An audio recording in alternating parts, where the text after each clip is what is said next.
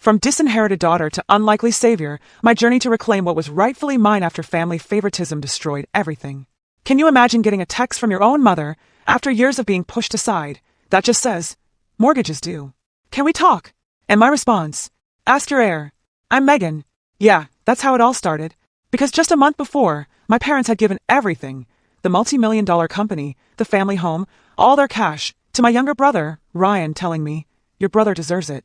Now they were drowning in debt, and suddenly, they remembered they had another child. What the hell happened next? Growing up in our huge colonial home outside Boston, I always felt like I was living in Ryan's shadow. Our family story, Patterson Construction, started with my grandpa, William, back in '65. He built it from nothing, just a garage and a pickup. My dad, Thomas, took over in the '90s and turned it into a regional powerhouse. But then Ryan was born. I was 7, and I still remember my dad's face when the nurse said, "It's a boy." He literally beamed. "Finally, a Patterson to carry on the family name," he declared, as if I hadn't existed for the previous 7 years. That moment, man, it set the tone for the next 25 years. From the very beginning, the difference in how we were treated was subtle, but it was always there. For Ryan's 5th birthday, he got a custom playhouse built by the company crew in our backyard. For my 12th birthday that same year, a cake and a bookstore gift card. When I brought home straight A's, my mom would just say, "That's nice, honey," before turning her attention back to Ryan, praising him for improving his C in math. My mom, Nancy, wasn't openly biased, but she totally enabled my dad's favoritism. She was the peacekeeper, always trying to smooth things over with extra attention when Dad wasn't looking. "Your father just has traditional values," she'd whisper after particularly painful moments of favoritism. "He doesn't mean anything by it." Yeah, right. By high school, I developed a strategy, excellence. If I couldn't win their affection just by existing, maybe achievement would do the trick. I joined every business club, became president of Future Business Leaders of America, and graduated as salutatorian. Meanwhile, Ryan, he barely kept a C average, spending more time in detention than in extracurriculars. I remember overhearing my dad talking to Ryan after he'd been caught drinking at a school dance. "Boys will be boys," Dad said with a laugh. "Just don't get caught next time." 3 months earlier, I'd been grounded for a week for missing curfew by 15 minutes after a study group. Can you believe it? When it came time for college, I specifically chose business management with a focus on construction. Not because it was my passion, but because I truly thought it would finally earn my father's respect. I wanted to show him I was serious about the family business. Ryan, on the other hand, bounced between 3 different majors before settling on communications because it was easy. The summer before my senior year of college, I interned at Patterson Construction. I arrived early, stayed late, absorbed everything about estimating, project management, client relations. My dad barely acknowledged my presence, assigning me to file paperwork. Meanwhile, Ryan, home from his sophomore year, was invited to client meetings and job sites. "Ryan needs to learn the business from the ground up," Dad explained when I questioned why my brother was attending executive meetings while I was organizing the supply closet. The irony was completely lost on him. Despite everything, I genuinely loved our family business. I saw its potential and wanted to be part of its future. Every summer and holiday break, I worked different positions. I learned everyone's names, understood their concerns, their ideas. Christmas of my senior year, I presented my father with a detailed business plan for expanding into green building. Months of research, industry trends, tax incentives. He glanced at the cover, said, "We'll see," and set it aside. Later that night, he spent 2 hours teaching Ryan how to read blueprints, even though Ryan showed zero interest. My mom tried to comfort me. "Your father just connects better with Ryan. He doesn't know how to relate to a daughter in business." I pointed out several major construction companies run by women. She just shrugged and changed the subject. By the time I graduated, I'd accepted I'd never be the favorite. But I was determined to prove my worth through results. I believed actions spoke louder than words. Looking back now, I see the naivety. No amount of excellence can overcome entrenched favoritism, especially when it's reinforced by traditional gender expectations. Despite it all, I never gave up. Maybe that was my greatest strength, or my biggest weakness. I refused to walk away from a family and a business I loved, even when every sign pointed to me always being secondary. I worked 3 part-time jobs through college to pay my expenses. Ryan, full ride from the bank of mom and dad, luxury apartment, new car every 2 years, tuition, rent, meal plan, generous monthly allowance. When I asked why they wouldn't help me, Dad said, "You need to learn the value of hard work." As if Ryan didn't. I graduated summa cum laude with a double major. Ryan barely scraped by with a 2.3 GPA in communications after 5.5 years. At my graduation dinner, Dad raised a toast to Megan, who always does things by the book. 6 months later, at Ryan's graduation, he wept openly. "To my son, who will carry the Patterson name into the future of our business." When I officially joined Patterson Construction after graduation, I was put in an entry-level estimating position, despite my qualifications. My starting salary was lower than recent hires with less education. You need to understand every aspect of the business from the ground up, Dad explained. 3 weeks later, Ryan was installed as Vice President of Client Relations, with a corner office and company car. In my first year, I identified nearly $400,000 in potential savings through more efficient material ordering. I created a spreadsheet tracking historical pricing, negotiating better rates. When I presented my findings at a management meeting, Dad just nodded, interesting, before moving on to Ryan's presentation about hosting a company golf tournament. Despite the constant disappointment, I continued to excel. I became known among the project managers as the person who could solve problems. Material shipments delayed. I found alternatives. Subcontractors failed to show. I had backups ready. I'd built relationships with everyone, from the receptionist to the lead foreman. One project really stands out. A medical office complex with a tight deadline and huge penalties for late completion. 2 months in, our project manager quit. Ryan was supposed to step in, but he was on a 3-week European vacation with friends. Dad was in a panic until I volunteered. I worked 14-hour days for 6 straight weeks. I renegotiated with subs, reorganized the schedule, personally supervised critical phases. We finished 2 days ahead of schedule and under budget. The client was so impressed, they immediately contracted us for their next expansion. At the completion ceremony, I stood in the background while Dad and Ryan, who returned just in time, cut the ribbon. The client CEO specifically asked for me, shook my hand and said, "This wouldn't have happened without you." Dad overheard and looked momentarily uncomfortable before clapping Ryan on the shoulder and saying, "The Patterson men know how to deliver." Meanwhile, I lived modestly in a small 1-bedroom apartment. Ryan bought a waterfront condo with his executive compensation. I brought lunch from home and drove a 10-year-old Honda. Ryan expensed client lunches and drove a company-leased BMW. I built my savings. Ryan accumulated credit card debt that my parents periodically paid off. The company continued to grow, largely due to the systems and client relationships I developed. I created a new division, focusing on sustainable construction that attracted prestigious clients. These projects carried higher profit margins and built our reputation as an innovative firm. Dad took credit for the initiative in industry publications, despite having initially dismissed my proposal. Ryan's contributions were less tangible. He was the face at charity galas and golf tournaments. He charmed client wives at holiday parties. He was photogenic in marketing materials. When he did manage projects, they typically ran over budget and behind schedule, requiring other managers, usually me, to step in and salvage them. During my 5th year, we faced a major crisis. A significant commercial project was on the verge of collapse after Ryan approved design changes without calculating the structural implications. The client was threatening legal action. Our reputation was at stake. Ryan was conveniently sick the week this all came to light. I spent 2 weeks negotiating with architects, engineers, and the client to find a solution. I secured additional financing, brought in specialized subcontractors, and personally supervised the remediation work. The project was saved, albeit with reduced profit. When the dust settled, Dad called me into his office. For a moment, I actually thought recognition was finally coming. "You've done good work cleaning up the situation," he said. But in the future, consult with me before making financial commitments of this magnitude. Ryan made a mistake, but he's learning. We need to support him while he grows into his role. I sat there, stunned into silence. 10 years of dedication, and I was still being treated as subordinate to my brother, who couldn't even be bothered to show up when things got difficult. That night, I seriously considered leaving the company for the first time. But I'd invested so much of myself in Patterson Construction that walking away felt like admitting defeat. Besides, where would I go? This was the family business. My business too. Or so I thought. The evening that changed everything began normally enough. Mom invited Ryan and me to Sunday dinner, saying Dad had an important announcement. I assumed it was about the new office building we were planning, or maybe the expansion into commercial real estate I'd been researching. I arrived 15 minutes early, as usual, bringing a bottle of Dad's favorite scotch. The house I grew up in looked the same, immaculately maintained, 4-bedroom colonial with the Patterson Construction sign proudly displayed. 25 years of business success had allowed them to add a sunroom, pool, extensive landscaping. I still thought of it as home. Ryan arrived 20 minutes late, offering no apology. Mom fussed over him like he'd returned from war. Dad beamed when Ryan mentioned he just put a deposit down on a boat. No one asked about my recent successful negotiation of a contract that would secure work for the company for the next 3 years. During dinner, Dad cleared his throat and raised his glass. "I've been thinking about the future of Patterson Construction," he began. "I'm not getting any younger, and it's time to plan for succession." My heart quickened. This was the moment I'd been working toward.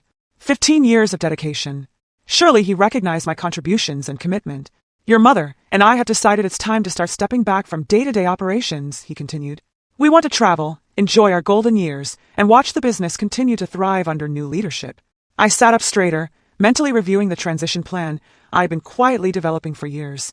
Therefore, Dad said, turning toward Ryan, we decided to transfer ownership of Patterson Construction to Ryan, effective immediately. The room started spinning. I gripped the edge of the table. Additionally, Dad continued, as if he hadn't just shattered my world, we'll be transferring the house and our investment accounts to Ryan as well. He'll need these assets to secure the company's future growth. What about Megan? Mom asked quietly, the first indication this hadn't been a unanimous decision. Dad barely glanced my way. We're offering Megan a generous severance package in recognition of her years with the company. 3 months' salary and her company car. That's it.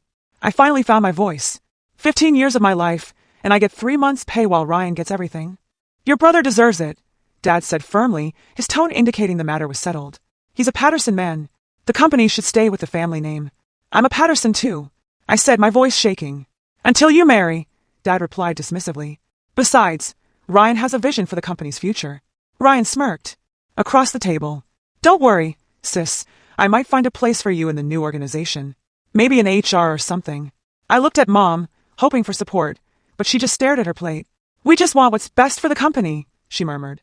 What's best for the company? I stood up, knocking my chair backward. Ryan doesn't know the first thing about running this business. He can't read a balance sheet. He's never completed a project on time, and half the crews refuse to work with him because he doesn't know what he's talking about. That's enough. Dad slammed his hand on the table. This decision is final. The paperwork has already been prepared. Did you ever intend to include me in the company's future? I asked, tears threatening. Dad's expression softened slightly. Megan, you're smart. You'll land on your feet. But Patterson Construction needs a Patterson at the helm. It's tradition. A male Patterson, you mean? I said bitterly. Don't make this about gender, Ryan interjected. It's about who Dad trusts to carry on his legacy. I looked around the table at my family. Dad, resolute in his decision. Mom, unwilling to challenge him. Ryan, barely containing his triumph. 32 years of trying to prove myself, of loving people who would never value me equally, crashed down around me. Congratulations on your retirement, I said coldly to my parents. And congratulations on your inheritance, I added to Ryan. I hope you all get exactly what you deserve. I walked out without looking back, ignoring my mother's calls. In my car, I finally let the tears come. Not just for the lost inheritance, but for the recognition I'd never receive. For the wasted years trying to earn love that should have been unconditional. The next morning, I submitted my resignation, effective immediately. Dad called, not to apologize, but to remind me about the non-compete clause. You can't work for any competitor within 100 miles for 2 years, he said, as if that was his primary concern. I wouldn't dream of it, I replied before hanging up. I cleared out my office on a Sunday when no one would be there. 15 years of work fit into 2 cardboard boxes. As I took one last look at the company I'd helped build, I made myself a promise. I would never again allow my worth to be determined by someone else's inability to see it.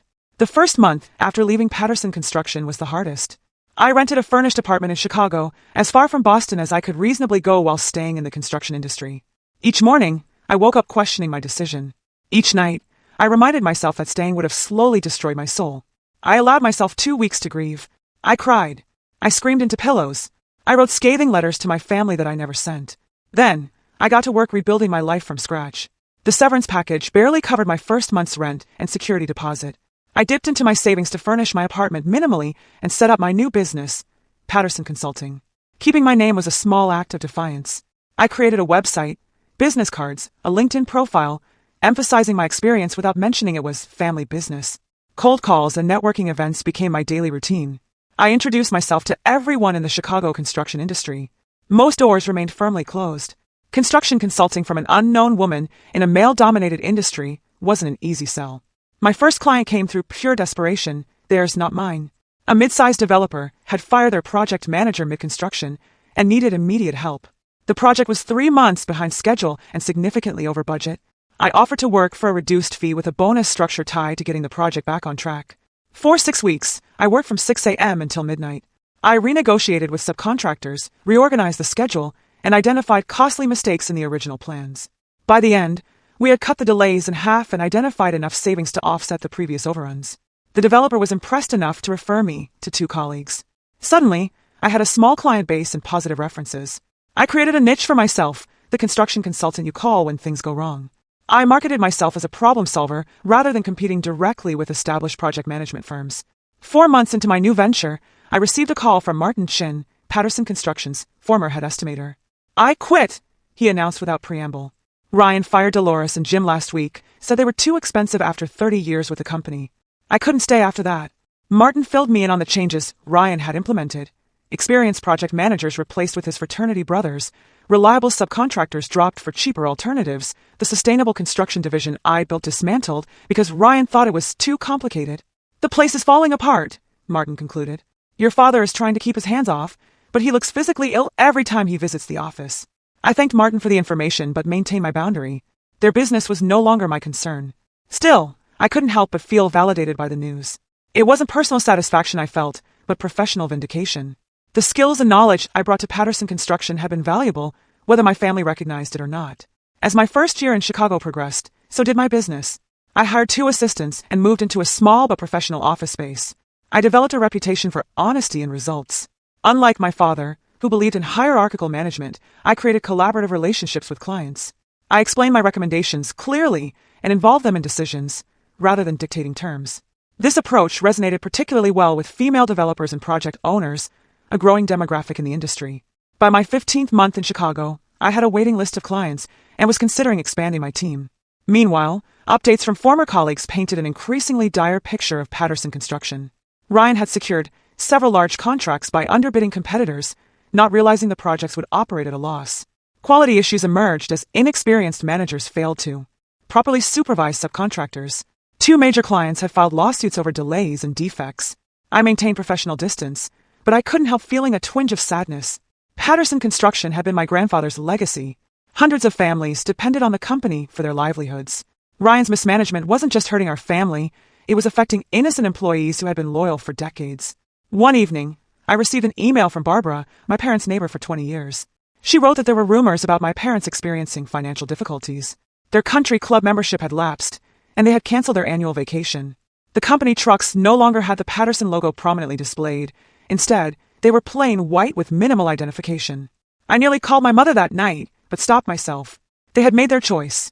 They had entrusted everything to Ryan, believing that sharing their DNA and gender made him more worthy than my years of demonstrated competence. Whatever consequences came from that decision were theirs to bear. Instead, I channeled my energy into growing my business. I expanded into preventative consulting, helping developers avoid the costly mistakes I'd seen repeatedly in troubled projects. I developed a training program for new project managers based on practical experience rather than textbook theories. I hired 3 more consultants, all women with extensive construction experience who had faced similar barriers in traditional companies. By the end of my 2nd year in Chicago, Patterson Consulting had become a respected name in the Midwest construction industry. I had proven to myself that my success at Patterson Construction hadn't been a fluke or the result of nepotism. If anything, I had succeeded there despite the obstacles placed in my path. I bought a small but elegant condo in a historic building, my first real home that was truly mine. As I unpacked, I found a photo of my grandfather standing in front of his first Patterson Construction truck. His expression showed the same pride and determination I now felt. In that moment, I realized I was carrying on his true legacy, not through a name on a building, but through the values of hard work, integrity, and resilience he had embodied. That night, I slept better than I had in years, finally at peace with my new path. I had no idea that the next morning would bring my past crashing back into my carefully reconstructed life. Ryan's approach to running Patterson Construction could best be described as a toddler playing with blocks, knocking down established structures for the sheer pleasure of destruction, with no plan for rebuilding. Within the first 6 months, he made changes that undid decades of careful business development. His first major decision was firing the company's long-standing accounting firm, replacing them with his college roommate's brother, who had just received his CPA license. The new accountant, eager to please and inexperienced with construction industry specifics, failed to properly track job costs. By tax season, the books were in such disarray they had to hire a forensic accountant at tremendous expense.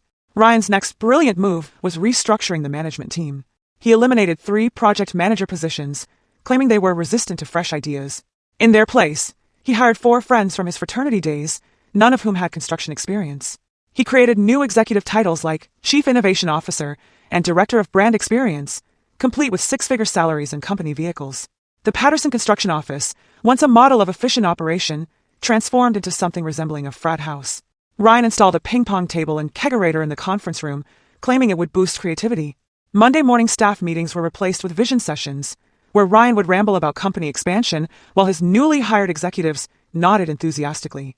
Meanwhile, actual construction projects floundered without proper oversight. The green building division I had established, which accounted for nearly 30% of company revenue, was dismantled because Ryan found the certification requirements too complicated. Long-standing clients who had specifically sought out Patterson Construction for sustainable building options took their business elsewhere. Ryan's approach to winning new business was equally disastrous. He slashed bid prices to undercut competitors without understanding the actual costs involved. Patterson Construction began securing contracts that were guaranteed to operate at a loss before the first shovel hit dirt. When estimators tried to explain the problem, Ryan accused them of being negative and not seeing the big picture of growing market share. The company fleet, once maintained on a careful schedule, fell into disrepair as Ryan redirected the maintenance budget to lease a new Porsche as his client development vehicle. Equipment began breaking down on job sites, causing delays that triggered penalty clauses in contracts. Subcontractors who had worked with Patterson Construction for generations found themselves waiting 90 days for payment instead of the standard 30. Many refused new projects, forcing Ryan to hire unknown subcontractors whose work quality was inconsistent at best. By the 9-month mark, the company's cash reserves, built up over decades of careful management, had been depleted. Ryan began using the company's line of credit to cover regular operating expenses, a cardinal sin in construction management. Interest payments alone were eating up thousands each month. My parents, who had planned to enjoy a comfortable retirement, found themselves increasingly drawn back into the business as problems multiplied.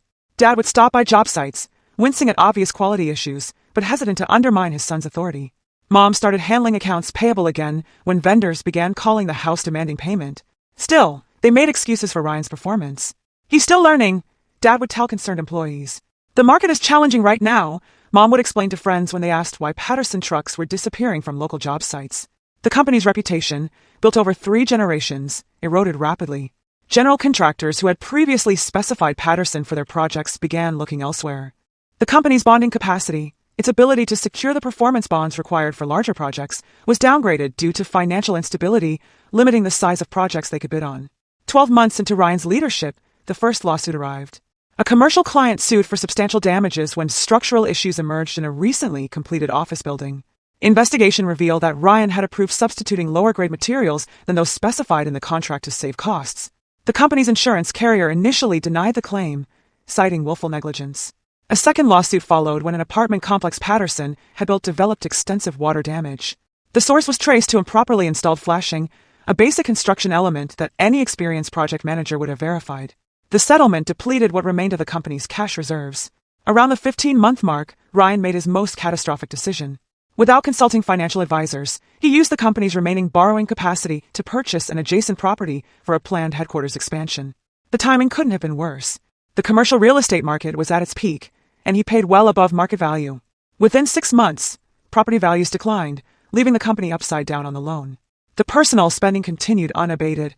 Ryan bought a boat, then a vacation property in Florida. He took business development trips to Las Vegas and the Caribbean.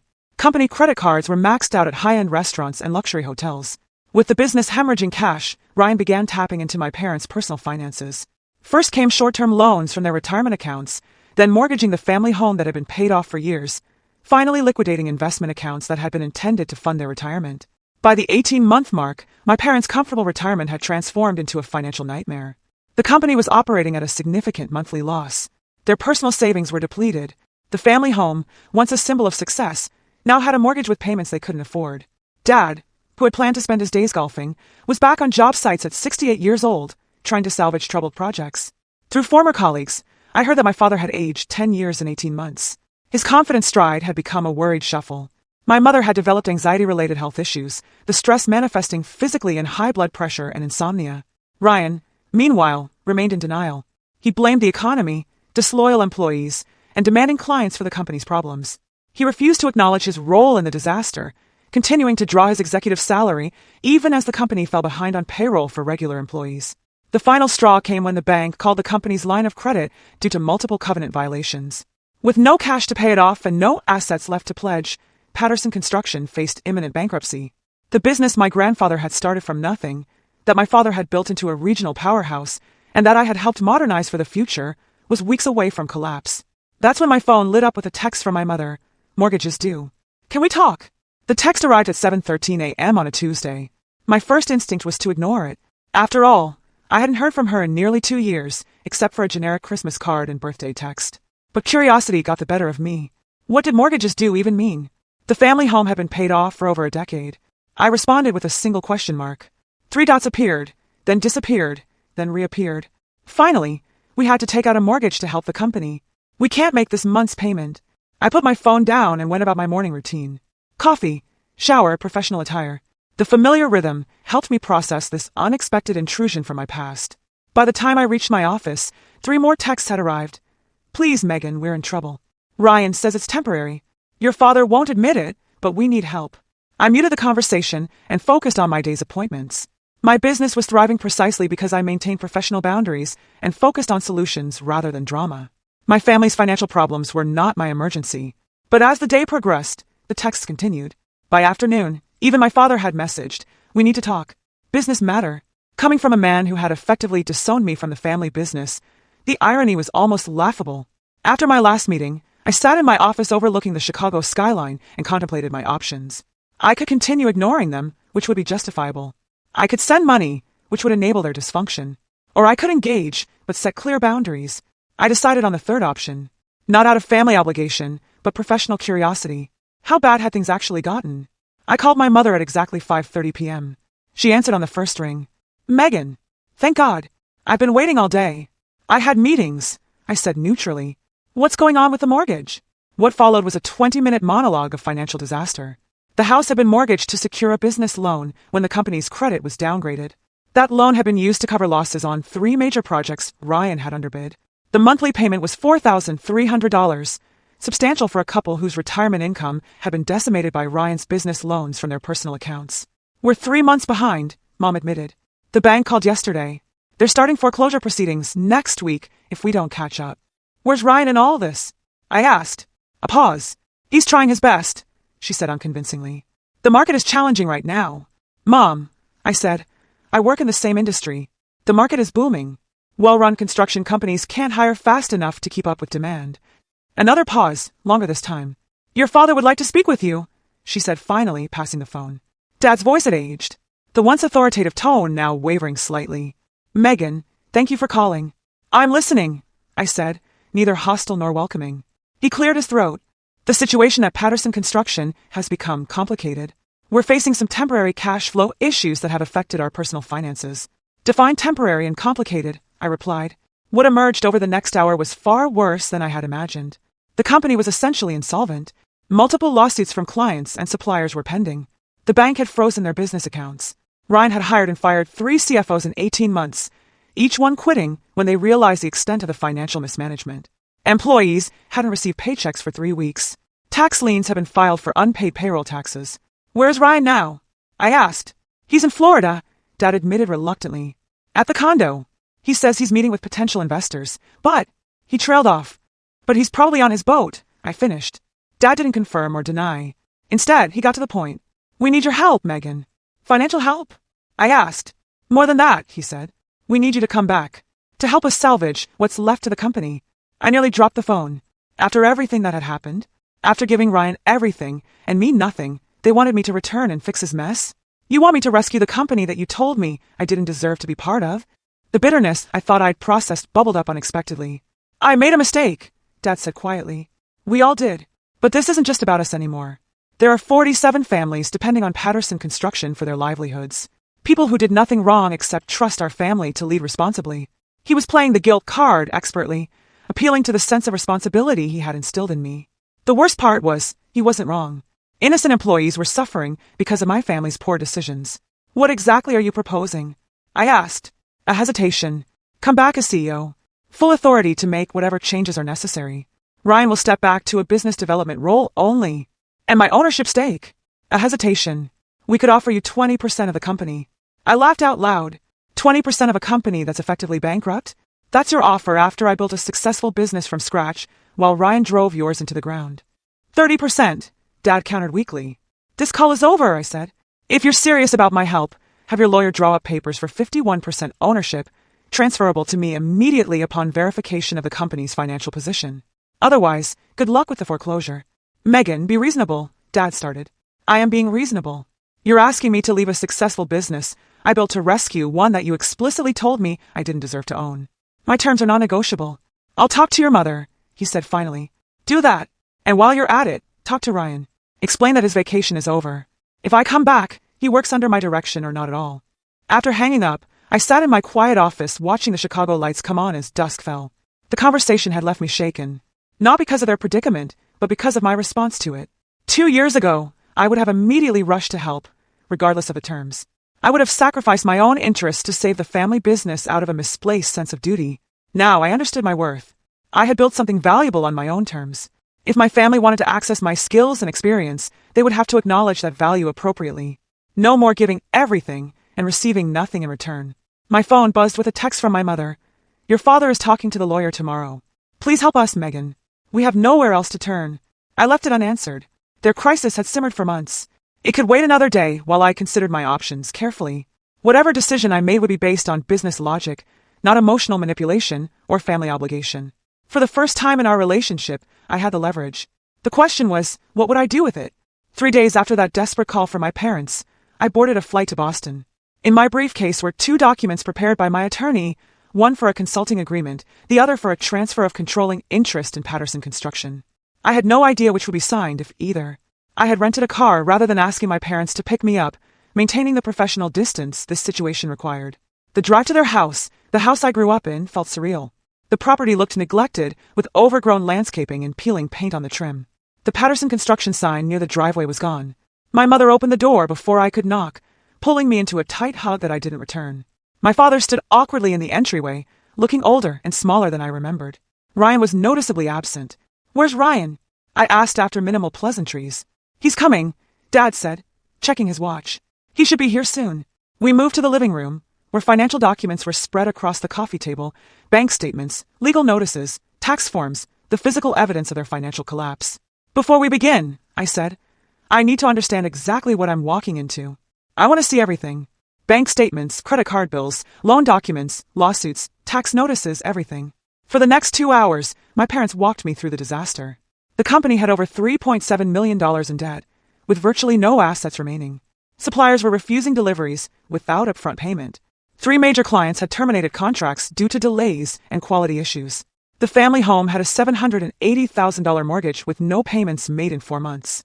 Where did all the money go? I asked, although I already knew the answer. Dad hesitated, but Mom spoke up. Ryan made some questionable decisions. As if on cue, the front door opened and Ryan strolled in. He was tan from his Florida business trip, designer sunglasses perched on his head. He stopped short when he saw me. Family reunion, he said with forced casualness. Nobody told me you were coming. Sit down, Ryan, I said. We're discussing how you destroyed a 3-generation family business in less than 2 years. His face flushed. That's not fair. The market conditions. Save it, I interrupted. I've seen the numbers. This has nothing to do with market conditions and everything to do with incompetence and embezzlement. Embezzlement, he blustered. That's a serious accusation. I pulled out a document from my briefcase, a spreadsheet I had prepared analyzing his personal expenditures charged to the company, country club memberships, first-class flights, the boat, the Florida condo. All purchased with company funds while projects were failing and employees weren't being paid. Ryan looked to our father for support, but Dad stared at the floor. I was entitled to compensation as CEO. Ryan tried. Not when the company is insolvent, I countered.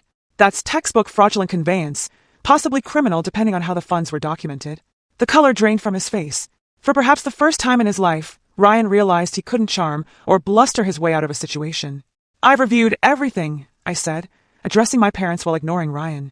There are 2 options on the table. Option 1, I come in as a consultant, charging my standard rates to develop a restructuring plan that you implement. Option 2, I take controlling interest in the company, 51%, and full authority to execute whatever changes I deem necessary. This is ridiculous, Ryan interjected. You can't just waltz in and take control of my company. Your company? I raised an eyebrow. The company you ran into the ground? The company that's weeks away from bankruptcy? That company. Megan is right, Dad said quietly. We all turned to him in surprise. We gave you every advantage, Ryan. Resources, opportunities, authority. And you squandered all of it. It was the first time I'd ever heard my father criticize Ryan directly. The shock silenced even Ryan. We'll take option 2, Dad continued. Full control to Megan. Ryan started to protest, but Dad held up his hand. It's done, Ryan. If you want any hope of salvaging your reputation or staying out of legal trouble, You'll cooperate fully with whatever Megan decides. My mother nodded in agreement, tears in her eyes. I pushed the ownership transfer documents across the table, and my parents signed without further discussion. Just like that, I became the majority owner of Patterson Construction. Now what? Ryan asked sullenly. Now the real work begins, I replied. Tomorrow morning, 7 a.m. at the office. Everyone, including you, Ryan. The next morning, I arrived at Patterson Construction headquarters at 6:30 a.m. The building that had once been a source of family pride looked shabby and neglected. Inside was worse. Disorganized paperwork, outdated computers, empty desks where longtime employees had once sat. My parents arrived at 6:50. Ryan at 7:20, with a coffee in hand and no apology for his tardiness. I gathered them in the conference room, now devoid of a ping-pong table but still bearing scuff marks on the walls. Here's how this works, I began. This is a rescue operation, not a family reunion. I'll make decisions based on what's best for the company's survival, not anyone's feelings or expectations.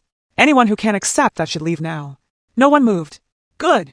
First order of business, Ryan, you're removed from all operational and financial responsibilities, effective immediately. You'll work exclusively in client relations, under my direct supervision.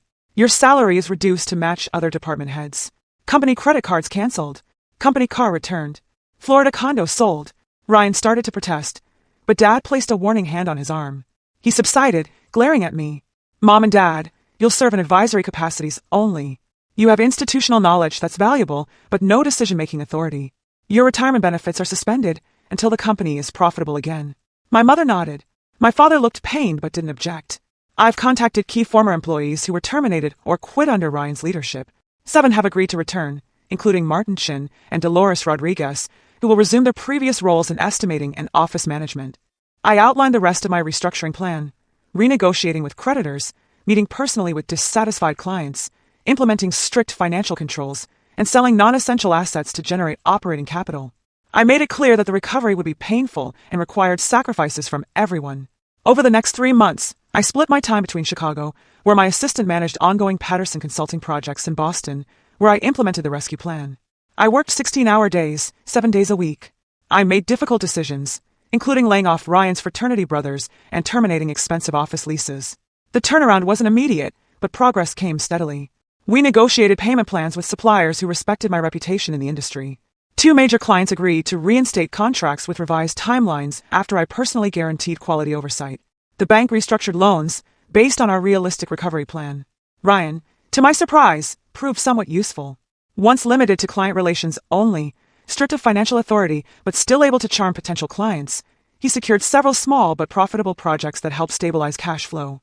He seemed humbled by the experience of nearly losing everything, though I remained cautious about his newfound responsibility. 6 months into the rescue operation, Patterson Construction was stable. Not thriving, but no longer at imminent risk of collapse. I had established systems and training that allowed me to scale back my direct involvement. My parents had downsized to a smaller home, using the proceeds from selling their over-mortgaged property to eliminate personal debt. As for me, I maintained majority ownership, but hired an experienced construction executive to handle day-to-day operations in Boston while I returned to my Chicago business full-time. I had proven what I needed to prove, to my family and to myself. The most significant change wasn't in the company's financial statements, but in my family's dynamics.